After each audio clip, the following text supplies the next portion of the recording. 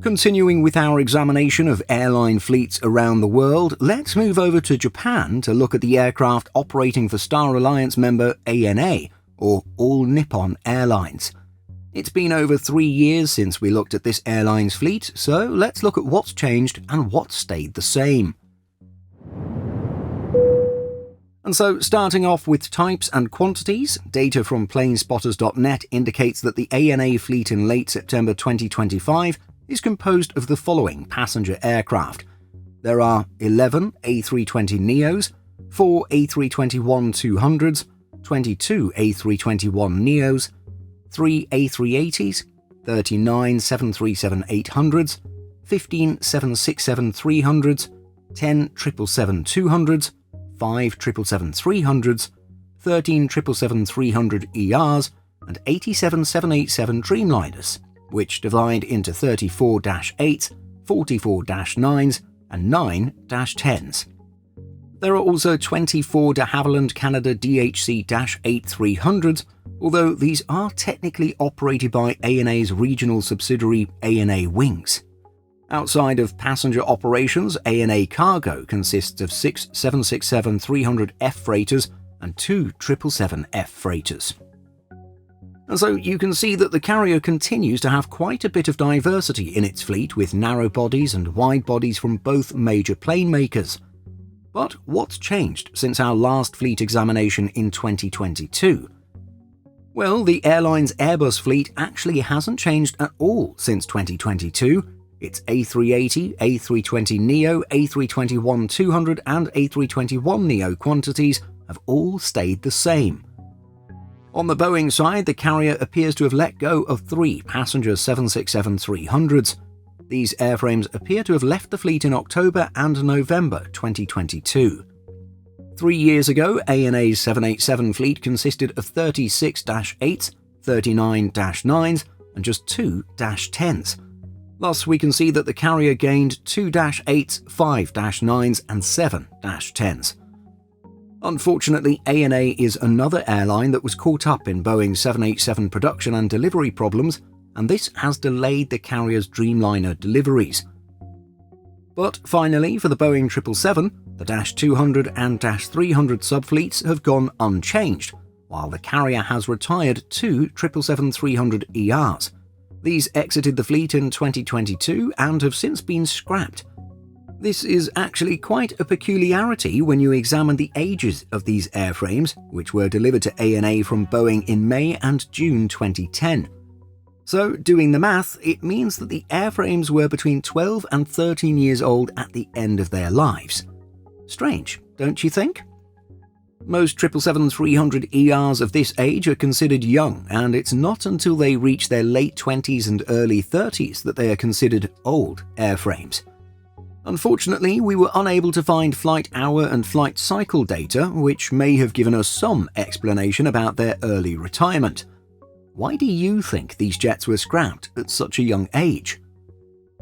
Now, you can see that there haven't been too many drastic changes at the ANA fleet, and this includes the fact that its 3 Flying Turtles continue to be included, probably to the detriment of the carrier's profitability.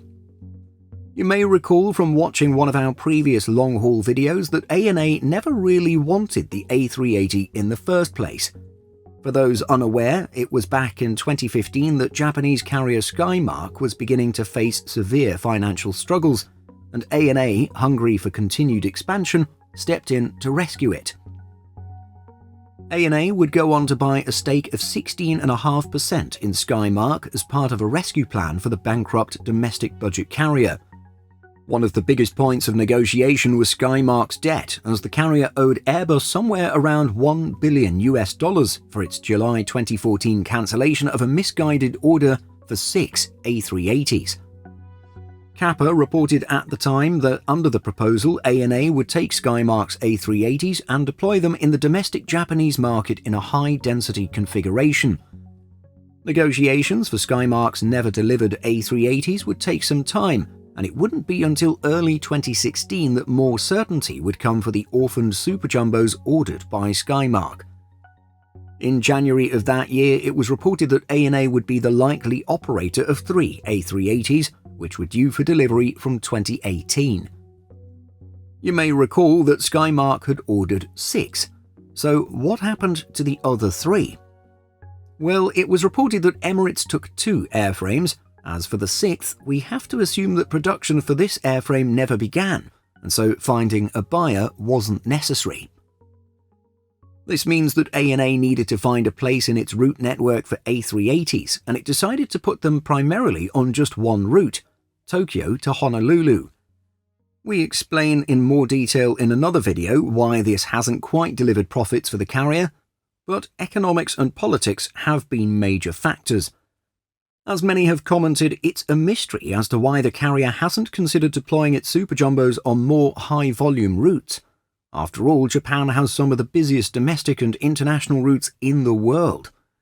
ANA's A380s would seemingly be easy to fill up on routes like Tokyo-Seoul and Tokyo-Taipei, but we digress. Returning to discussing ANA's aircraft rather than routes, there's one special 787-10 in the airline's fleet, although it's not special for a good reason. In July 2025, the 787-10 was on the ground at Charleston International Airport when it collided with a Breeze Airways Airbus A220-300 that was waiting to refuel. The Dreamliner's wingtip cut through the Airbus's tail and thus required some repairs. And so, several weeks later, the 787 registered Juliet Alpha 986 Alpha was delivered to ANA. Examining Flight Radar 24 data, the jet spent August 20th to 30th in Victorville and was then ferried to Tokyo Haneda via Honolulu.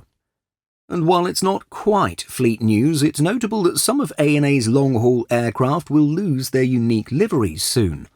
You may know that the carrier has a few wide-bodies adorned with Star Wars-themed liveries, but sadly this will fully end in early 2026. As explained by AirlineGeeks.com, the themed livery campaign began in 2015 through a licensing agreement with Lucasfilm and Disney. The first of ANA's 3 Star Wars-branded aircraft, the R2-D2 787-9, has now had its special design removed. The C-3PO 777-200 will be phased out no later than March 2026. Other Star Wars-themed aircraft have already been fully retired. But at least the carrier's Pokemon-themed Eevee Jet 777 and Pikachu 787 are still flying. ANA has a fairly long history of Pokemon-themed liveries, and it's clear that this will continue into the future, unlike the Star Wars partnership. But finally, when it comes to future fleet and orders, we know that earlier in 2025, ANA announced its intention to finalise a comprehensive aircraft order for 68 airframes. In total, this shopping spree includes 27 Airbus A321neos, including 3 A321 XLRs, 12 Boeing 737 MAX 8s, 18 787-9s, and 20 Embraer E190-E2s. There are also options for an additional 4 MAX jets and 5 E2 jets. According to CH Aviation, this is the current list of undelivered aircraft for the carrier: 7 A320neos, 30 A321neos, 20 737 MAX 8s, 16 777-9s, 3 787-10s, 4 787-9s, 7 -8400s, and 15 E190-E2s. Yes, some numbers are different from the earlier order announcement, and so we're not quite sure the reason for this discrepancy. But what are your thoughts on the ANA fleet in 2025? Are you looking forward to the carrier taking delivery of the 777-9 one day? Let us know by leaving a comment. In addition to our daily YouTube videos, Simple Flying publishes over 150 articles and a podcast every week. Visit simpleflying.com.